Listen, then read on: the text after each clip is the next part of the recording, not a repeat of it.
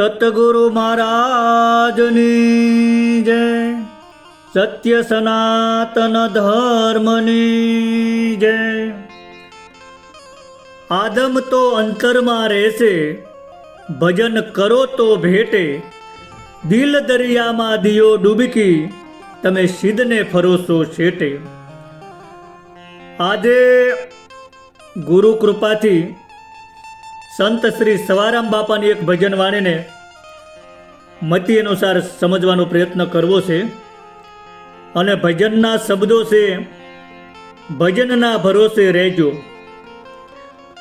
તો જોઈએ ભજનની પહેલી કડીમાં સવારામ બાપાએ શું કીધું છે કે ભજનના ભરોસે રહેજો, અંતે નર ઓપછે ભાઈ.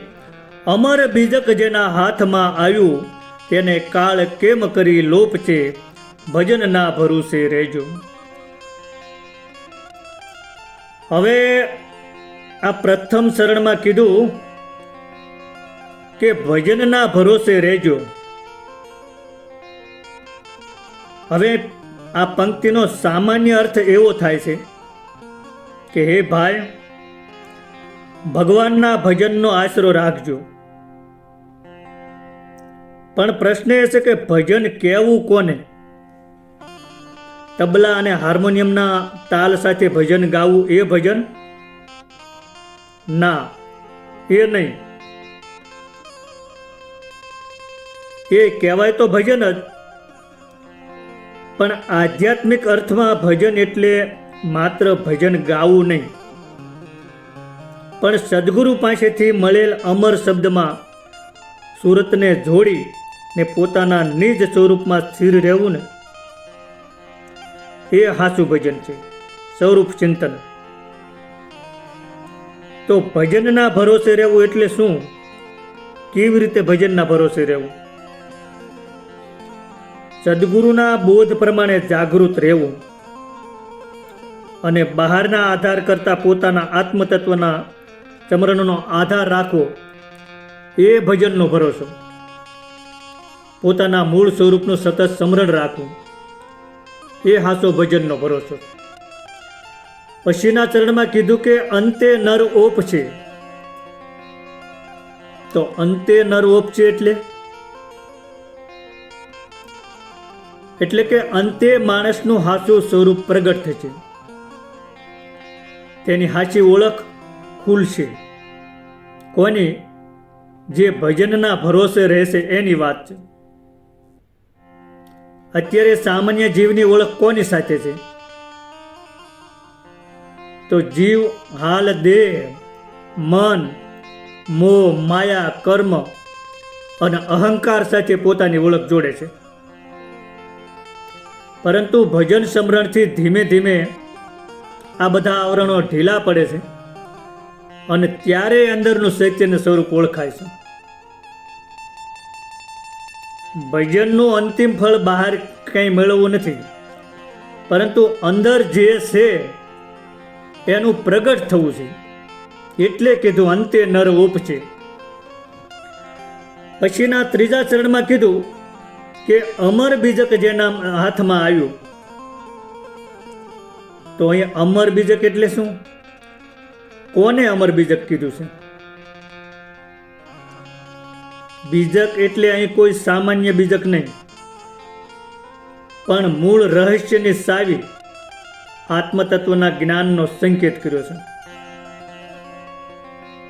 અમર બીજક એટલે એવું જ્ઞાન કે જેના દ્વારા મનુષ્યને એ સમજાય જાય કે હું માત્ર નાશવંત દેહ નથી, પણ મારું મૂળ ચૈતન્ય તત્વ અમર છે, મરવાવાળું નથી. આ સમજાય જાય એટલે પોતાના અમર ચૈતન્ય સ્વરૂપને ઓળખવાની ગુરુબોધરૂપી સાવીને અમર બીજક કહી શકાય. અને જેના હાથમાં આવ્યું એટલે જેને આ જ્ઞાન સાંગો પાંગ રીતે જીવનમાં ઉતરી ગયું. જ્ઞાન માત્ર સાંભળ્યું નહીં, પણ સાંભળીને પૂર્ણ રીતે સમજ્યું અને પછી જીવનમાં ઉતાર્યું છે. કારણ કે માત્ર સાંભળવાથી કાંઈ વળતું નથી.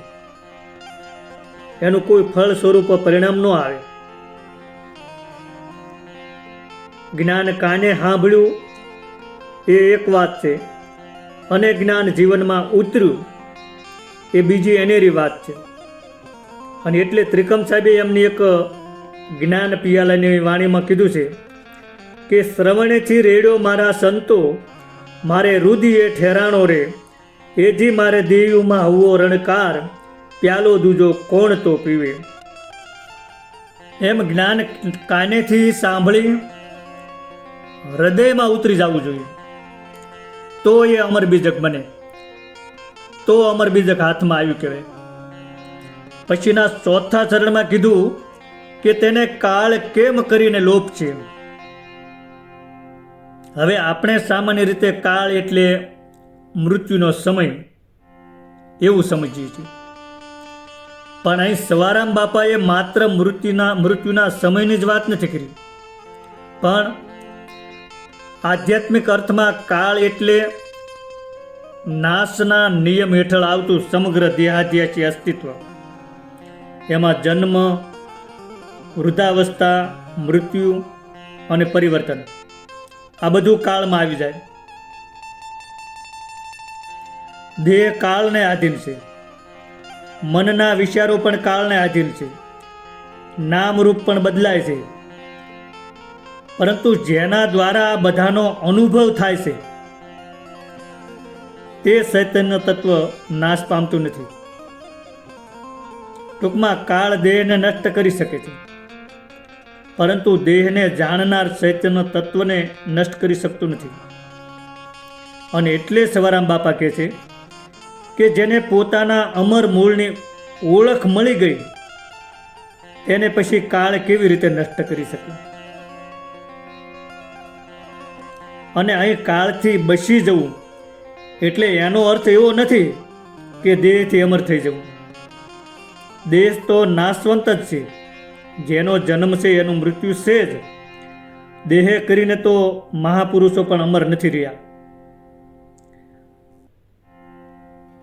અમરતા પોતાની હાચી ઓળખમાં છે, અમરતા સ્વરૂપ સ્થિતિની છે. એટલે પહેલી કડીનો ભાવાર્થ એવો છે કે હે ભાઈ, જીવનમાં હાચા ભજનનો અને આત્મસમરણનો આશરો રાખ. જ્યારે આ ભજન દ્વારા તારી અંદરની સાચી ઓળખ પ્રગટ થશે ત્યારે તને સમજાશે કે તું માત્ર દેહ નથી.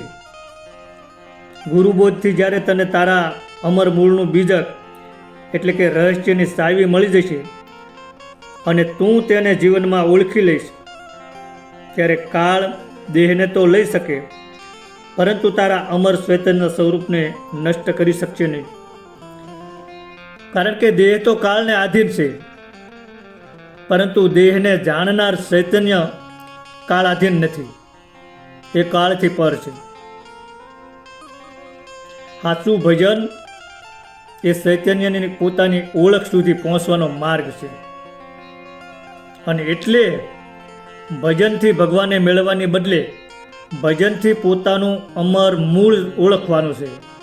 અને એટલે સંતો આપણને ચેતવે છે અને કહે છે કે આ અવસર ફરીને નહીં આવે, તમે ભજનમાં સવાયા કરજો.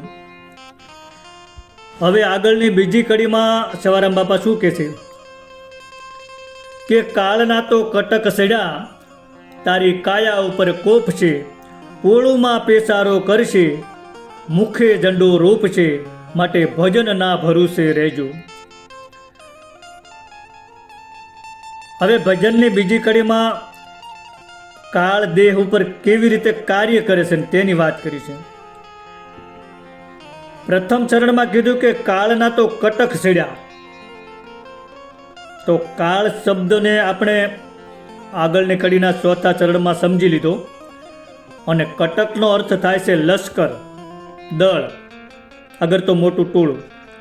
પણ અહીં કાળના કટકની વાત છે, એટલે અહીં કાળનું લશ્કર એટલે દેહ ઉપર સતત અસર કરનારી નાશની શક્તિઓ.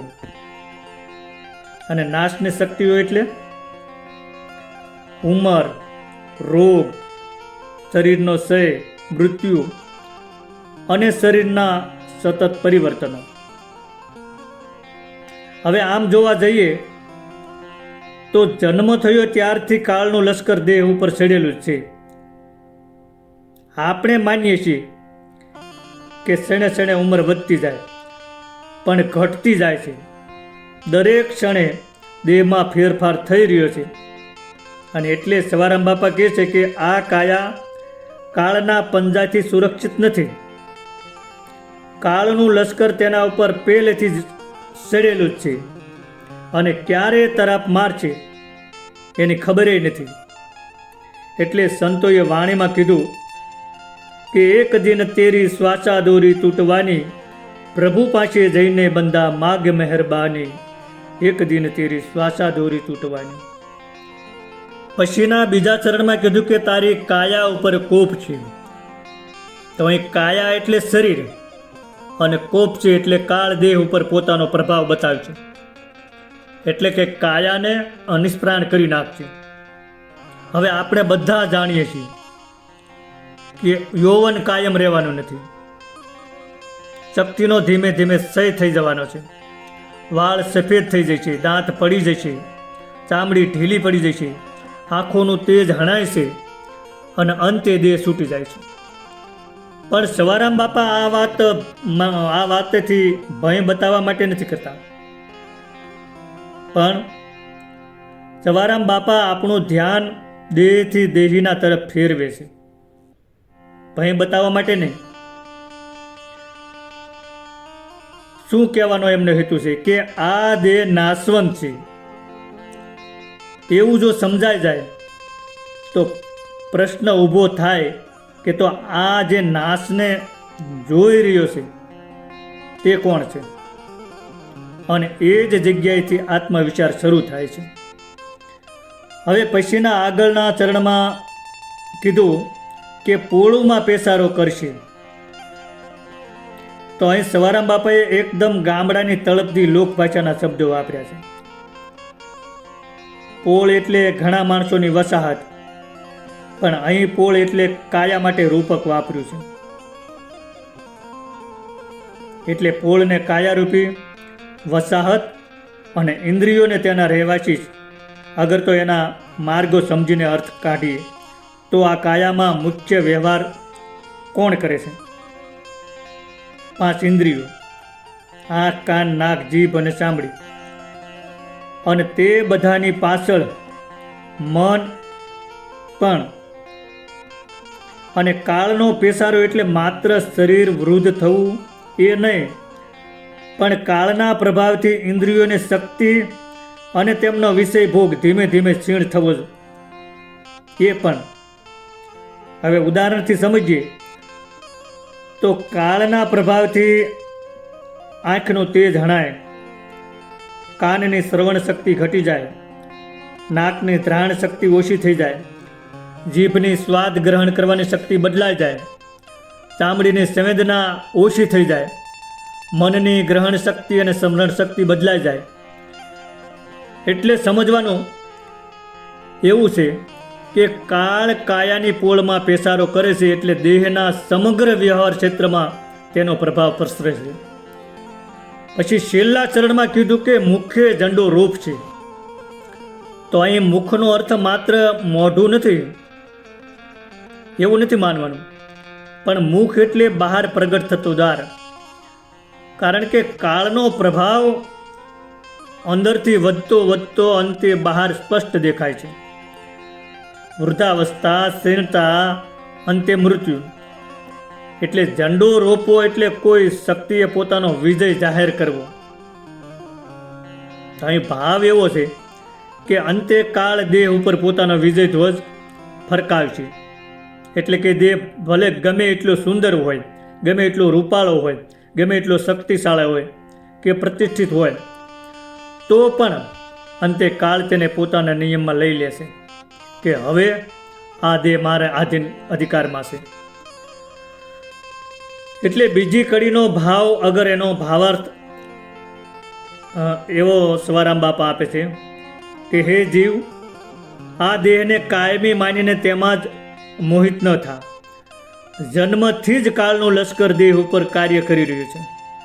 સમય જતાં વૃદ્ધાવસ્થા આવશે, શરીર ક્ષય થશે અને અંતે મૃત્યુ દેહને પોતાના અધિકારમાં લઈ લે છે. એટલે કે કાળ દેહ ઉપર પોતાનો વિજય ધ્વજ ફરકાવી દે છે.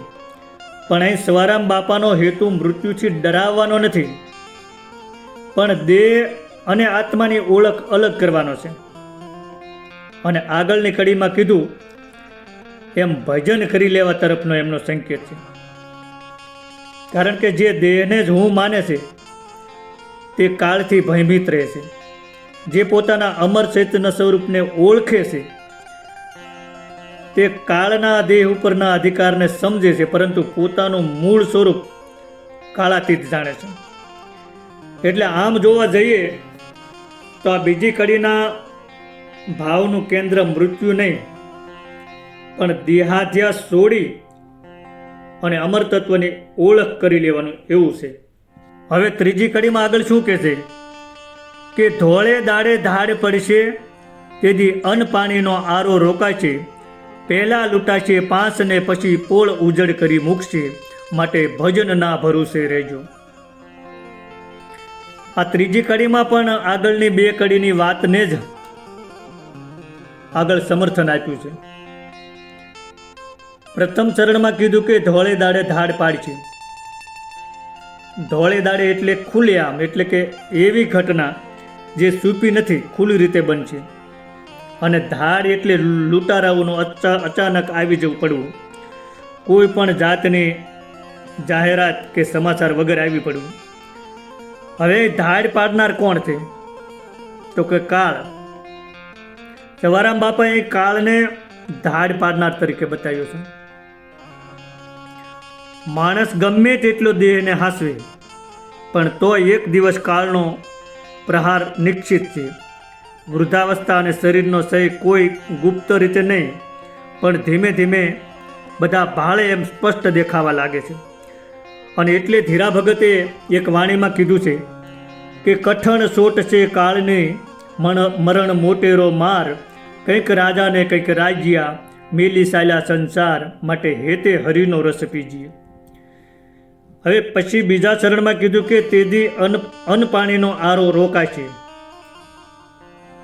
તો આરો એટલે સ્ત્રોત, અગર તો આધાર અથવા તો પ્રવાહ. અન્ન અને પાણી એ શરીરના જીવનનો મુખ્ય આધાર છે. અને જ્યારે કાળનો અંતિમ પ્રવાહ આવે છે ત્યારે અન્ન પાણીનો વ્યવહાર અટકી જાય છે. કારણ કે દેહ હવે ખોરાક પાણી સ્વીકારવાની અને પચાવવાની સ્થિતિમાં રહેતો નથી.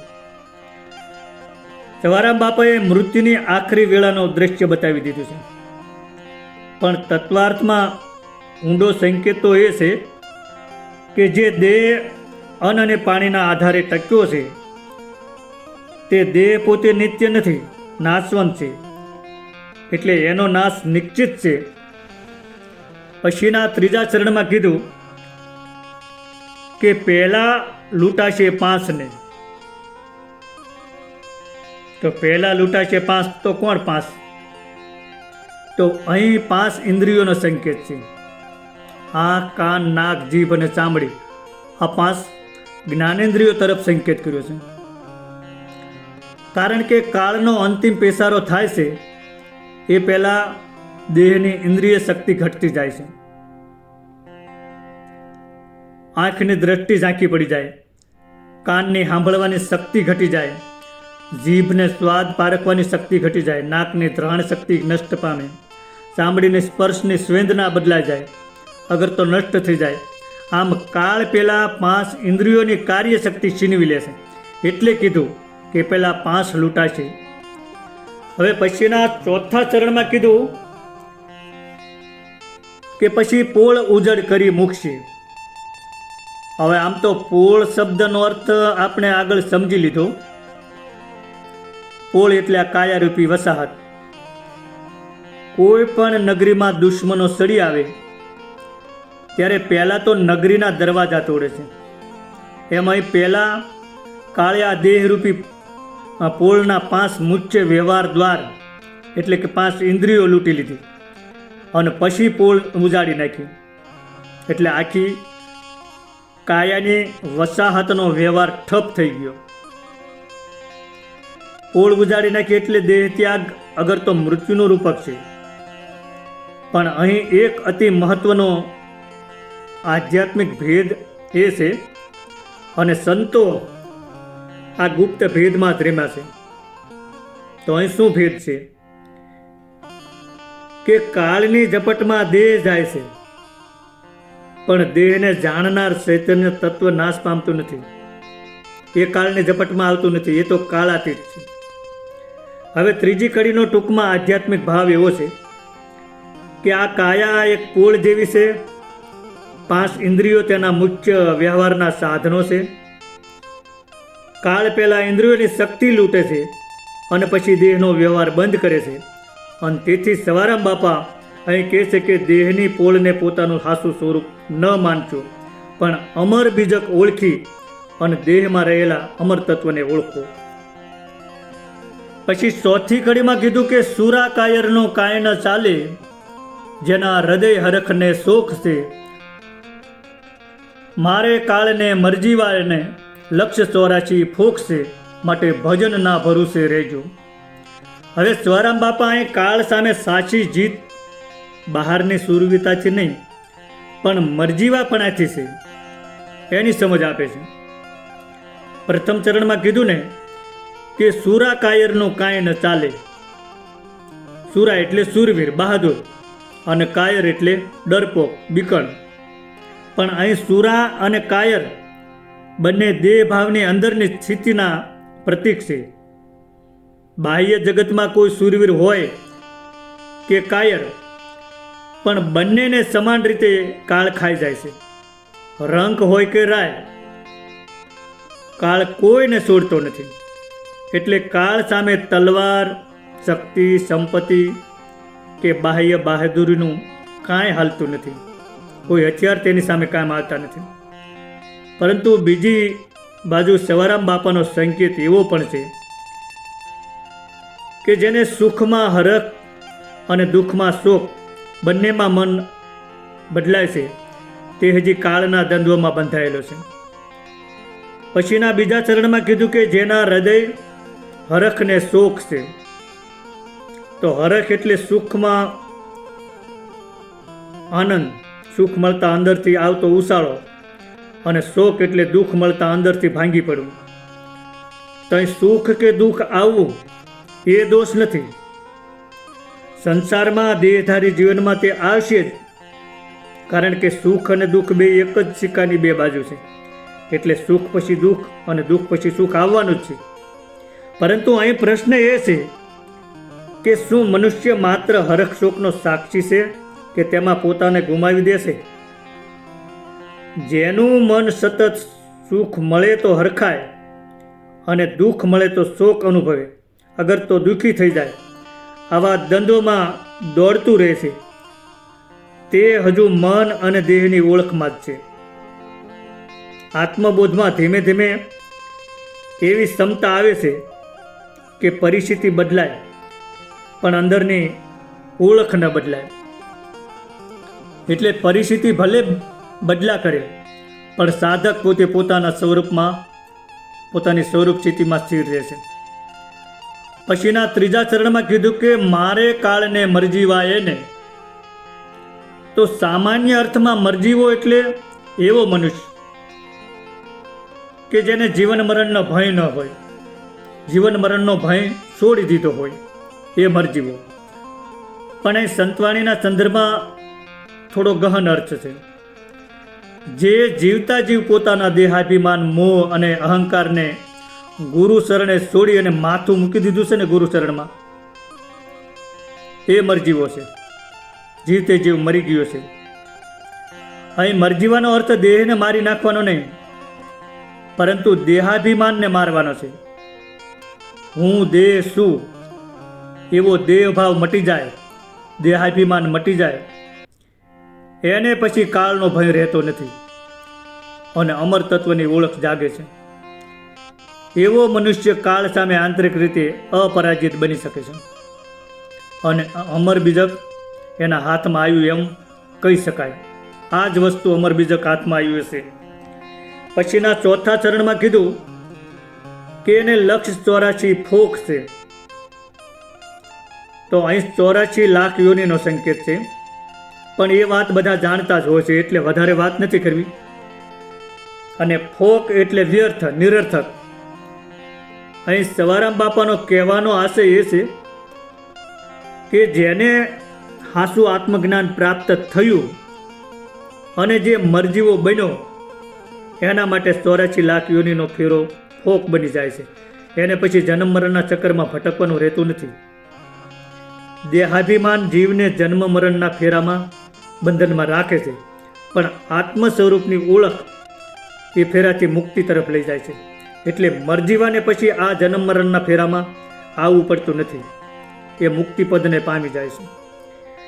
એટલે કાળથી બચવા માટે દેહને બચાવવાનો ઉપાય નહીં, કાળના ભયમાંથી બહાર આવવા માટે દેહથી પોતાની ઓળખ અલગ કરવાની છે કે હું દેહ નથી, પણ હું અમર અવિનાશી ચૈતન્ય સ્વરૂપ આત્મા છું.